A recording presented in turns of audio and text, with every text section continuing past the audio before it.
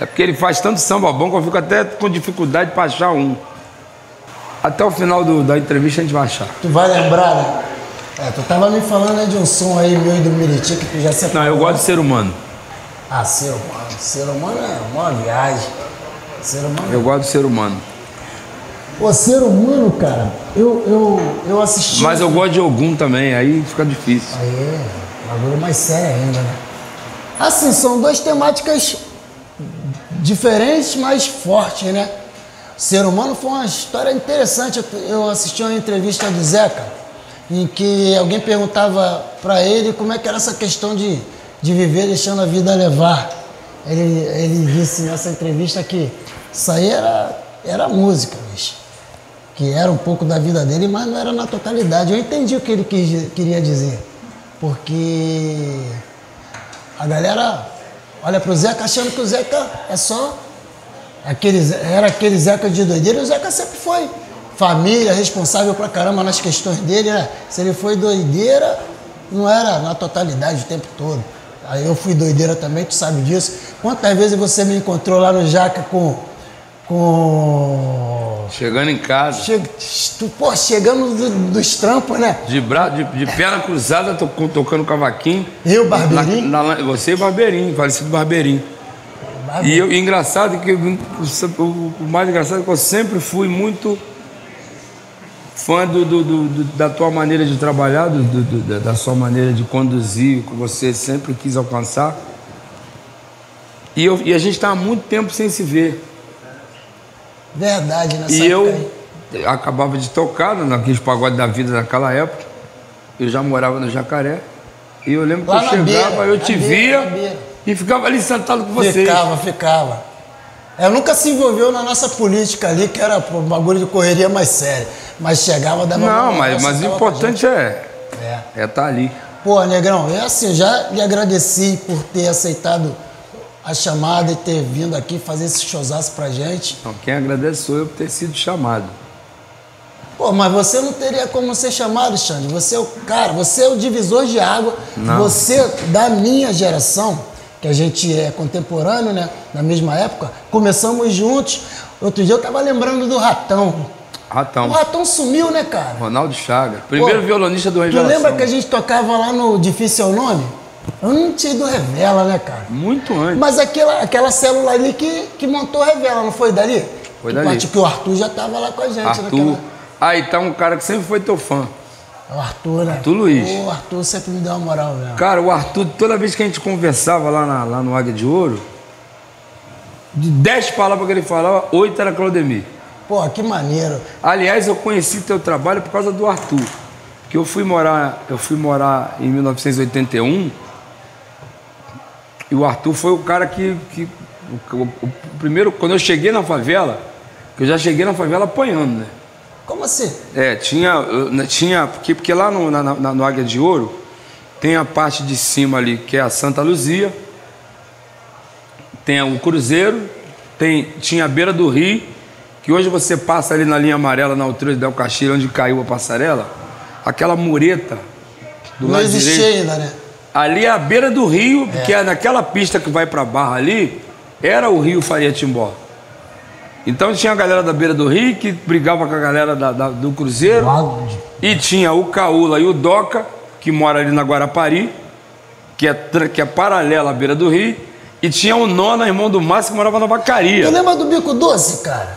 De lá da Varginha. Varginha não, rapaz. Ali não, Bico Doce. Não. Ali é Águia de Ouro e do outro lado é... Favela do Guarda. Favela do Guarda. Tu não lembra do Bico Doce, que andava coberto sem braço? Não. Tu gostava de mandar um lero no Partido Alto? Não, o Bico Doce eu não lembrava, não. Eu conheci o Bico Doce. Nessa época que eu andei ali com a galera ali, fiquei muito por aquela área ali. Sempre tinha um pagode final de semana. A gente não se viu ali. Tu morava do lado de lá. Eu morava do outro lado. E a gente atravessava o rio, que tinha os dois campos. Tinha o campo não vou falar Águia de Ouro, não. O campo do Rato Molhado. E tinha do outro lado o campo da Favela do Guarda, lá do nosso querido Carlinho PM. Exatamente. Carlinho PM. O irmão do Carlinho era como é que é? O Jorginho. Teve uma época de Jorginho. Pô, não saía de lá às sextas, cara. Tinha sempre aquela E ali lá sempre tinha pagode do outro lado. Sempre tinha pagode. Teve uma época que eu era o pagodeiro oficial dali, né? Chegava com o meu cavaco, os caras não deixavam ir embora. Aí ficava vários dias, né? Já vinha daquele processo lá do Beto Sem Braço, que o Beto não deixava a gente sair, né, cara? Ficava 3 dias com ele, às vezes falava assim pro Beto, pô, Beto, tem que ir embora, negrão. Pô, deixava, né? Vai me deixar sozinho. Ó, tá faltando alguma coisa. Vou falar pro dono do movimento que a festa que ele fez pra te recepcionar não tá lhe agradando. O Beto era deixava a gente numa saia justa tremenda. Eu já falava, não, Beto, vou ficar só mais 2 diazinhos. O que me chamava a atenção no Beto Sem Braço é que ele conseguia unir a direita e a esquerda. Pô, ninguém brigava. Ninguém brigava. Ele conseguia levar os caras, geral. No lance tava os cana, eram os brabos, todo mundo junto. Crentes, eram os macumbeiros. Todo mundo junto. Era, né? Todo mundo junto. Aquela carreata pra todo lado, né? Pra todo lado. Negão, me fala aí, nego. Essa parada, mano, de ter nascido no dia que Jesus nasceu também. Apesar da gente saber que é uma data que a igreja achou por bem de comemorar o nascimento de Cristo, que ninguém sabe exatamente quando Cristo nasceu, mas tu faz aniversário no dia 25, junto com ele. Não, ao mesmo tempo que ninguém sabe se a data é verdadeira, tem uma história meio doida na minha vida, né? Porque a minha avó paterna fala que é 25, a materna fala que é 13. Aí o teu nascimento? Não, pô. É mesmo? Tanto que... parece que veio lá da roça, que lá não sabe. Não, porque o 13 apareceu em 1987, 86 para 87, quando minha avó foi tirar meu certificado de reservista. E você sabe como é que é, né? Morro, enxurrada. Enxurrada leva tudo, leva foto, leva tudo, leva o arquivo todo da pessoa. É verdade. E aí eu lembro da minha avó, cara. Minha avó lá na Rua dos Araújos, onde eu fui registrado, no pé do Morro de Salgueiro ali. E minha avó, sabe como é que é a avó das antigas, né? Contava aquele monte de história triste, né? Meu neto tá passando fome, e eu aqui, todo já me reduzindo a pó. Era só dar um papo no cara, pô, dá uma moral pra tirar, pô, meu neto precisa tirar o certificado, na época era certificado de reservista, sei lá o que é. Não, reservista é quando você sobrava. Quando sobrava. Alistamento militar. E não tinha o lance certidão, lá, né? Para confeccionar uma segunda via. E o cara não dá, e minha avó falou que eu passava fome. Que tu foi registrado, não lembro. Ela estava no cartório, Rua dos Araújos. Aí não sei o que eles arrumaram lá e aí fizeram 13, que é quer dizer que no teu registro tá 13? O meu registro tá 13. E você nasceu no dia 25. Exatamente. Então tu tem que comemorar 2 vezes aí no ano. Não, mas é aí que tá o problema, porque tem o 13 que não tem graça nenhuma, quando eu me dá parabéns, e tem o 25 que ninguém dá parabéns nenhum, só dá Feliz Natal. E eu tenho uma prima que nasceu no dia 31, e eu lembro da gente pequenininho. Nego vinha, e sabe como é que criança é? Criança sente mais. Era um presente só, do Natal e o do aniversário, quando tinha, né? Que não é só a questão do presente só, é a questão do que você passa o ano inteiro parabenizando todo mundo. Não é só a questão nem no 13 nem no 25. É que você passa o ano inteiro dando parabéns, chega no mês de dezembro. Não é sério. Todo mundo já parou, né? As atividades. E aí você não tem aquele parabéns da rapaziada para retribuir. E é até difícil de reunir a rapaziada para fazer uma marola para você, não. Né? Esquece, né? Esquece. Mas não falta festa também, que aí, pô, ao mesmo tempo que a galera não vai, a festa é maior, que já comemora o Natal tudo junto. Esquece. Mas, de qualquer forma, estamos aí. Pode crer. Pô, Negrão, hoje eu tava pensando, pô, que tipo de papo que a gente ia bater aqui. Aí eu lembrei de um lance de quando a gente começou a fazer aqueles encontros na comunidade, que antigamente era como é que é? amigo... Não, gente. Como é que... Todo mundo levava uma coisa. Como é que era aquela festa aqui? Festa americana. Festa americana. Então, nessa época, lá no morro... Não fala disso, não. A gente... Eu não levava nada. Não, tinha aquela galera da época que era obrigatório rolar nas festas. Bebeto. Bebeto rolava sempre. Benito de Paula. E toda vez que eu ouço o som do Benito, não tem como descolar da sua imagem. Eu ouço o Benito e lembro de você. Porque eu lembro bem que a gente se conheceu, você já era amarradaço do Benito, já assim gostava. como eu. E eu até deixei o violão aqui, ó, pra você fazer um som do Benito pra gente. Tem coragem? O problema é tocar na tua frente. Não, mas aí a gente chama a música. É que eu não sou violonista, né? Vamos fazer um som qualquer. Vamos fazer... Peraí, eu não toco violão, cara. Tem um samba do Benito assim...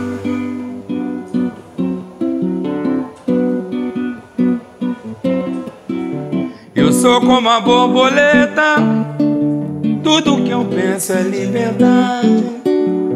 Não quero ser maltratado, nem exportado desse meu chão. Minhas asas, minhas armas não servem pra me defender. As flores da natureza pedem ajuda pra eu sobreviver. Você que me vê voando como a paz de uma criança, você sabe a minha idade, eu sou sua esperança. A ordem da humanidade não deve ser destruída. Meu voar me proteja, sou parte da sua vida. Eu sou como a borboleta, tudo que eu penso é de verdade. Não quero ser maltratado, nem exportado desse meu chão. Minhas asas, minhas armas não servem pra me defender. As cores da natureza pedem ajuda pra eu sobreviver. Você que me vê voando como a paz de uma criança, você sabe a minha idade, eu sou sua esperança. A ordem da humanidade não deve ser destruída. Quando eu voar, me proteja, sou parte da sua vida. Coisa linda. Eu não sei tocar violão, mas sei a harmonia certa. Não, tocou bonitinho. 1978, eu morava ali no Esperança, na Chacrinha, que é do Complexo do Turano. E ali tinha aqui a casa da Dona Isabel, que tinha uma pedra, tinha a casa da Dona Isabel, e a casa de Tia Neuza. Tia Neuza fumava cachimbo. Eu, adorava a Tia Neuza, porque Tia Neuza falava: pega aquele garotinho que sabe cantar, que mora ali. E aí eu lembro que eu estava encostado assim no barranco da Dona Isabel. Minha mãe chegou do trabalho com um LP. Lembra daquele que vinha com aquele negocinho meio prateado para fechar o papel de presente? Lembro. Minha mãe me dá... Eu sempre ganhava LP. Lá aí em eu casa abri, também era esse presente disco favorito. do Benito, que tinha... Seria muito bom, esse aí seria tocava... muito legal se cantor ou compositor pudesse ser ator ou jogador de futebol. E aí tinha essa música aí no meio lá do lado B que eu falei aqui. Cara, o Benito é assim meio que uma unanimidade, né? Não tem quem não curta o som do Benito, né? Benito. E o momento mais emocionante da minha vida foi quando eu convidei ele para o DVD 360 Graus, que o Revelação gravou. E aí você viaja, né, mano? Caramba, eu escutava o cara tá aqui no mesmo palco que eu. Dentro desse papo que tu tá dando aí, não corta esse raciocínio, não. Lá quando você começou com essa tia aí que te chamava lá pra cantar, você imaginava, cara, de chegar num momento desse que você tá vivendo hoje, ser referência pra minha, pra geração anterior à nossa e pra nova geração aí? Tu tem ideia da responsa que você assumiu aí, cara? Sendo esse cara do samba que que faz o samba tradicional e que faz o samba mais jovem, que mistura tudo, que tem domínio total do Partido Alto, você sabe que você hoje é referência para uma galera aí, né, Negrão?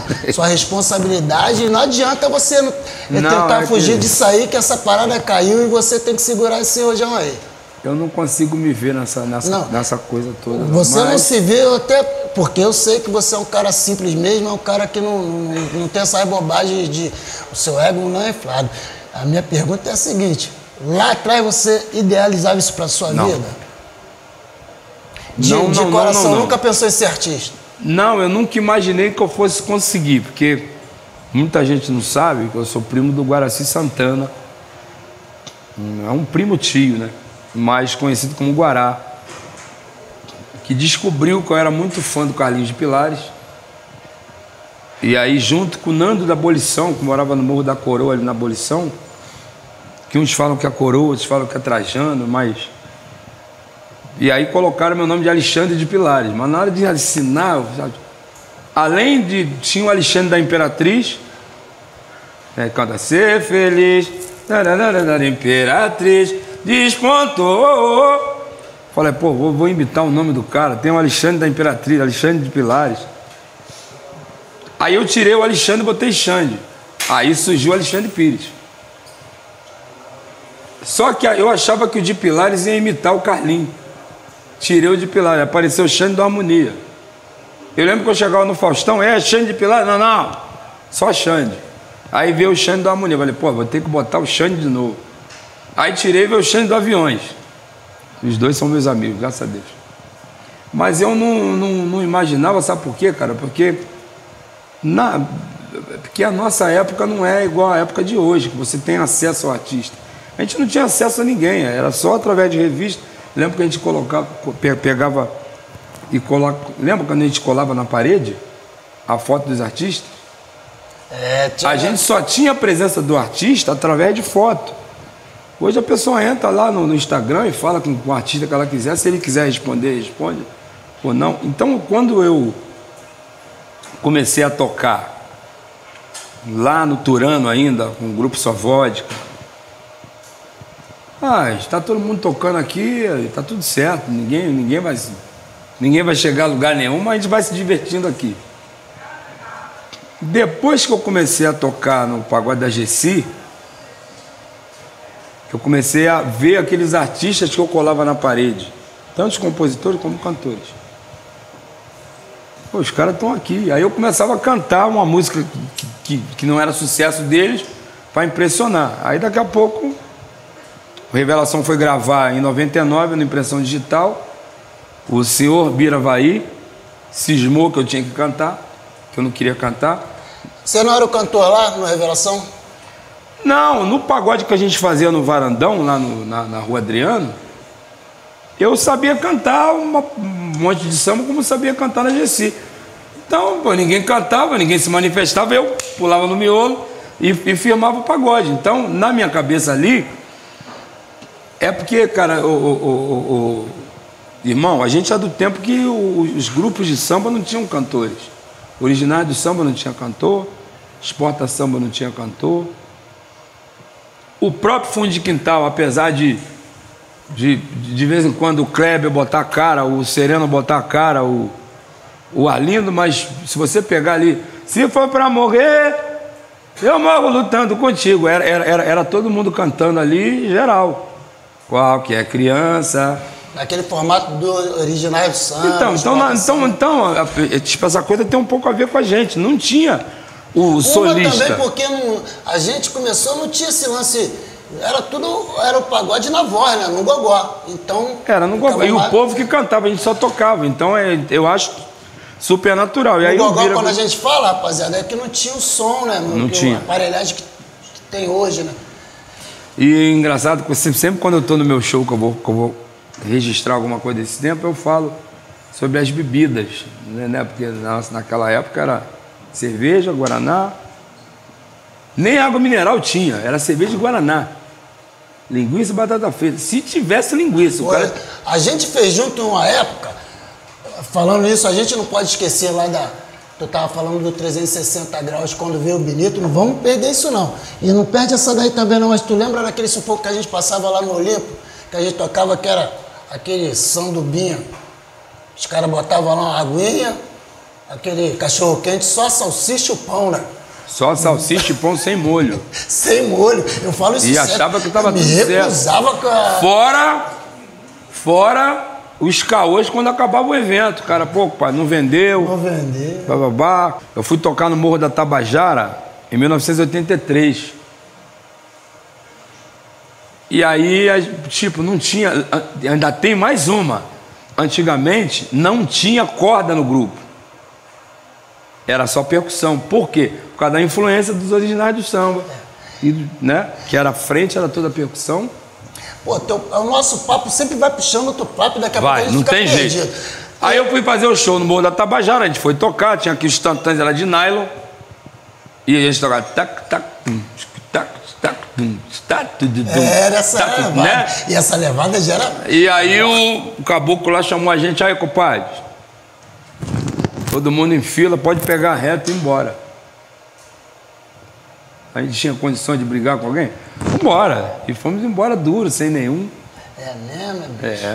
É. Mas isso daí não costuma acontecer, não. Que nas comunidades, não, rapaziada... Mas eu sei, mas o cara que deu esse papo não era o cabeça de área, era o que nego contava história. A rapaziada, cada um na sua... É o número um que não era número um. Aí a gente vai discutir. E naquela época era muito comum a gente ir no morro do outro. Tá? Eu já fui muito lá na fazendinha dançar a música do Bebeto. Né? E a gente... Tu tá falando de dançar, eu tava contando pra você a minha história aqui. Ó, gente, Carlinhos de Jesus, eu dei umas aulas pra ele. Uma época atrás que eu fazer música eu não sei. O Ademir é bom mesmo, pé de valsa. No negócio disso. Pé de valsa. Ó, eu falei aqui que o Carlinhos de Jesus tomou umas aulas comigo, mas isso é tudo brincadeira, hein, rapaziada. O Carlinhos é um cara que eu admiro pra caramba. Olha ele dançando. Não, mas vou te falar, a rapaziada, como é que é o nome daquele bloco que tinha ali na... Porque eu lembro da Gabriel Habibs, tinha o Supermercado Rainha. Aí a gente ia andando ali. Mocidade é uma. Mocidade é uma. Ali nego já dizia que tu era bom de... Gostava. Porque aquela época era comum a gente dançar a beleza é você. E a gente ia lá pra... Era a nossa diversão. Lembra quando a gente via a garotinha? Festivais de chopp. Porra, festival de chopp, então. Empurrava a gente pra... Você já era famoso lá. Antes de eu te conhecer como músico e compositor, o nego já falava que tu era... Gostava. A gente ficava seguindo... Tinha aqueles prospectos que todas as bandas de baile iam distribuindo nas comunidades, né? Pra fazer a promoção dos Almoço bailes. dançante. Seguia todo dia eu ia a baile, cara. Eu gostava mesmo. Almoço dançante. Só que tava, porra, 0 bala, sem barriga, né, porra? Físico no lugar. Não dá não, cara. Tem barriga nenhuma aí? Ontem eu fui dar uns pulos. Sou eu, Ontem eu fui dar uns pulos lá no negócio do samba, quando bota a galera lá dentro pra... Falei, caramba, tô fora de forma, tenho que começar a dar uma corridinha. Poxa, eu queria falar um lance aqui. Não, volta lá no lance do 360 graus. Tu falou do Benito, da sua alegria de... Como eu não sou baú, sem querer polemizar, eu vou falar o seguinte. Antes de convidar o Benito, eu consultei a gravadora. Se eles me davam a oportunidade de convidá-lo. E aí ficou tudo certo. Aí eu lembro quando eu cheguei no ensaio, eu senti que tinha alguma coisa aí que não estava batendo, sabe qual é? Não vou envolver nome, não vou trabalhar com nome, não. E aí tinha uma situação que o Benito não ia participar mais do DVD. Por causa os 3 R's tinham umas luzes, né? Aqueles 3 R's do 360 tinham umas luzes que formavam as letras R's, né? Eu falei, mas não, porque o piano dele vai prejudicar a luz e tal. Eu falei, pô, dá um microfone para ele, pô. Não precisa botar o piano, não, só dá um microfone que ele canta. E a gravadora toda contra. Não, mas não sei o quê, que tá fora da mídia. Eu falei, mas então vamos fazer o seguinte, você vai ligar para ele para dizer que ele não está convidado mais? Porque, pô, eu antes eu consultei. Pô, aí eu queria que vocês pelo menos Tirar essa responsabilidade. Pô, porque eu já tinha convidado. Então eu vou ter que ligar para não convidar. Então vamos fazer melhor. Se o Benito não cantar, não tem DVD. E você tem essa parada mesmo. Eu lembro que a gente trocou um papo agora. Porque eu convidei, cara. Você sugeriu o André para fazer o lance da música lá, que a gravadora e você não. O André vai cantar. Tu lembra que tu me deu esse papo? Também rolou a mesma coisa. Pois é. Pô, legal, Xande. Essa parada é muito bacana. Mas e ali, foi lindo, né, cara? Aquilo ali eu não fiz pra ninguém achar que eu sou...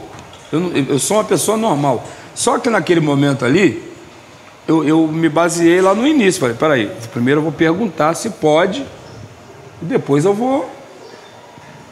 Aí pode. Se pode, beleza. Aí eu fiz, tipo, não foi nem pressão. Falei, pô, eu não tenho coragem de ligar para um cara que eu tenho como ídolo e falar assim, pô, eu te convidei, mas aí, pô, você não vai mais não. Aí tudo bem, Benito, consegui manter o Benito no DVD. Aí no dia da gravação do DVD, que nós tivemos muitas dificuldades de som, cerveja quente, entre outras coisas mais. Eu estive lá nesse DVD aí. Foi tenso, porque foi eu tudo, ali... Teve eu fiquei tudo pra não dar assim, meu certo. coração, bicho. Porque eu tava na expectativa desse trabalho tão grande. A gente torce, né? Porque... Você tinha Queiroz nesse trabalho. Você tava com Queiroz. Fala Baixinho e... Fala Baixinho, que é a tua também. Tinha mais uma. A outra eu não lembro não. Foram 3 canções. Tinha mais uma. Não vou lembrar. Eu estava extremamente apreensivo com tudo que estava acontecendo, que a gente sente, né? Mesmo a gente não sabendo muito bem o que estava rolando nos bastidores, a gente sente ali alguma tensão. Pô, cara, fiquei mas tudo deu certo, graças a Deus, apesar dos problemas. Nós tivemos problemas com o som e tal. E aí o Benito de Paula, pra mim, foi o divisor de água desse DVD. Não, na hora que ele entrou, o teatro veio abaixo. Aí tu imagina, como é que eu fiquei? Que eu tomei uma atitude ali em defesa do cara, porque tem aquela coisa, cara, você querer fazer sucesso e você se tornar escravo do sucesso. Isso é uma coisa que não vai acontecer comigo nunca, porque eu não sou escravo do sucesso. Eu quero ver um trabalho bem feito, um trabalho legal. E naquele momento ali eu achei que o Benito de Paula ia somar muito com Revelação. E depois do DVD gravado, quando a coisa funcionou, o que te disseram? Não, quando terminou o DVD. Quando eu já estava temperadíssimo desse negócio aqui, muito, muito bem temperado. E aí entrei no camarim. Até quem não tinha que ouvir, ouviu. Mas eu só falei uma coisa. Claudemir, a gente está na rua todo dia. Então, as pessoas que estão atrás de uma mesa, elas devem ouvir quem está na rua. Porque a gente na rua, a gente está vendo tudo que está acontecendo. Da mesma forma que a gente tem que ouvir também quem está atrás da mesa. Não o cara achar que o cara que está atrás da mesa achar que sabe mais que a gente que está na rua, e nem a gente que está na rua achar mais do que o cara que está atrás da mesa. Porque hoje você está vivendo o outro lado. Então eu sou um cara pé no chão de falar assim, não, eu quero ouvir, mas também eu gostaria de ser ouvido. Porque o Coroa, vou chamar ele de Coroa, que eu posso chamar, roubou a cena, irmão. Não, foi demais. Quem não conhecia Benito de Paula, passou a conhecer naquele momento. Foi demais, eu lembro bem quando ele entrou com aquele terninho que ele anda. Aquele terninho laranja. Pô, impecável. Laranjinha. Pô, foi demais, bicho, foi muito demais. bom.